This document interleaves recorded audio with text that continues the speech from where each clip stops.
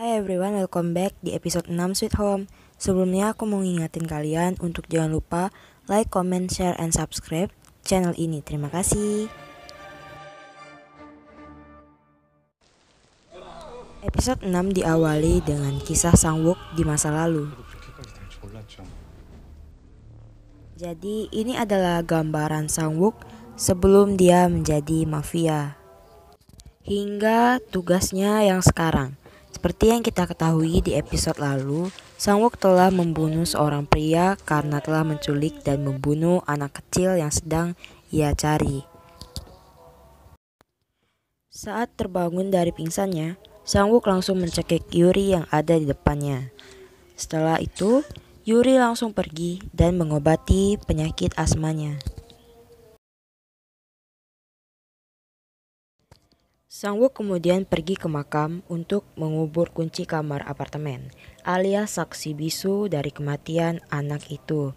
Dia juga membakar foto dan uang upahnya untuk mencari anak itu. Tak lama kemudian, Jae-hoon pun datang, dan dia mengembalikan ponsel milik Sang-wook yang terjatuh saat hendak menghajar pria kemarin.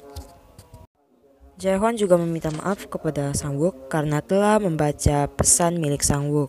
Pesan itu dari ayah anak kecil itu.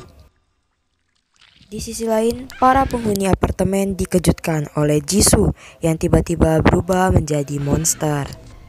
Dia berjalan menuju mereka semua, dan ternyata ini adalah prank. Alias ini adalah latihan yang dibuat oleh mereka untuk menjaga-jaga diri jikalau ada monster. Di sisi lain, Seo Hye-kyung diperbolehkan untuk keluar oleh Eun-hyuk. Dia menggunakan motor milik kakek yang bersama Yuri.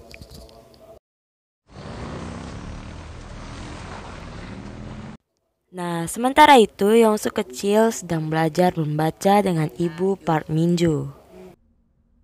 Yongsoo pun berjalan ke mading dan membaca tulisan yang ada di mading. Dia tidak menemukan namanya di sana. Begitu pula dengannya, kata kakek yang berada tiba-tiba di sebelahnya. Kakek itu mengajak Yongsoo untuk bergabung dengan agen rahasianya. Setelah banyaknya hal yang terjadi, apartemen Green Home pun membuat beberapa aturan. Yang pertama, bergerak dalam kelompok kecil, yang artinya mereka harus bergerak bersama-sama alias tidak boleh sendiri. Yang kedua, makan hanya sekali dalam sehari, diberikan dengan sesuai porsi yang ditentukan. Yang ketiga, mengecek suhu tubuh setiap jam 8 malam. Dan yang terakhir, karantina bagi orang yang terinfeksi. Kita kembali ke Hyunsoo. Jadi Hyunsoo itu mendapat tugas dari para penghuni apartemen untuk mengambilkan barang-barang miliknya di lantai atas. Mereka menyuruh Hyunsoo karena Hyunsoo telah terinfeksi dan sudah pastinya tidak akan mati jika dianiaya oleh monster. Hyunsoo mengambil kertas-kertas yang berisikan barang-barang yang akan nantinya ia ambil di lantai atas. Setelah itu dia pergi ke lantai atas dan menaruh beberapa jebakan di sana. Dia juga sempat bertemu dengan monster dan berkelahi di sana. Di lantai bawah, seluruh penghuni apartemen dikagetkan oleh sosok monster yang datang kepada mereka, yang tak lain adalah Pak Kim, pemilik swalayan. Pak Kim meminta istrinya untuk membunuhnya, dan sebelum dia meninggal, dia sempat mengatakan kata maaf kepada istrinya karena telah menyakiti istrinya selama ini. Di waktu yang sama, Hyunsoo mengetuk pintu apartemen. Dia meringis kesakitan, dan untungnya Eun-yu mendengar suara ketukan itu dan segera membuka pintunya. Hyunsoo pun berjalan melalui orang-orang yang berkerumun ramai. Ternyata dia melihat jasad Pak Kim yang penuh dengan darah.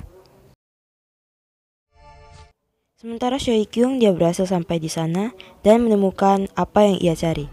Namun tiba-tiba para tentara menangkapnya. Kembali ke Hyunsu. Eun-yu mengobati luka-luka milik Hyunsu. Saat Eun-yu keluar dari kamar Hyunsu, dia bertemu dengan kakaknya dan juga Jisoo. Sempat terjadi perdebatan di antara mereka dan akhirnya Eun-hyuk menampar Eun-yu. Oke, jadi di sini maksud dan tujuan Eun-hyuk untuk menemui Hyunsu adalah dia menyuruh Hyunsu untuk pergi menemui monster laba-laba itu. Namun di tengah-tengah misinya tiba-tiba terjadi hal aneh kepada Hyunsu yang tertangkap kamera CCTV. Sementara Seo-kyung, para tentara itu menjelaskan apa yang terjadi kepada calon suaminya. Nah, ternyata calon suami Seo-kyung ini merupakan salah satu kelinci percobaan untuk eksperimen monsterisasi dari pemerintah. Kembali lagi ke Hyunsu. Hyunsu tampak tergantung terbalik dan dipenuhi oleh sarang laba-laba serta lendir dari laba-laba tersebut. Jadi kelompok gerakan kecil yang terdiri dari Eun-hyuk, Jisoo, Sang-wook, dan juga Jae-hon menyusul Hyunsu untuk menyelamatkannya. Di tengah perjalanan mereka bertemu dengan monster yang sedang tidur. Mereka memutuskan untuk pergi dan segera menemui Hyunsu. Nah, di ruang kendali CCTV, Pak Han merasa seperti ada sesuatu yang berjalan di lantai atas. Dan benar saja, tiba-tiba Soyoung berteriak minta tolong dan ternyata Soyoung sedang dikejar oleh monster laba-laba itu. Balik ke kelompok kecil ini lagi, mereka berhasil menyelamatkan Hyunsu.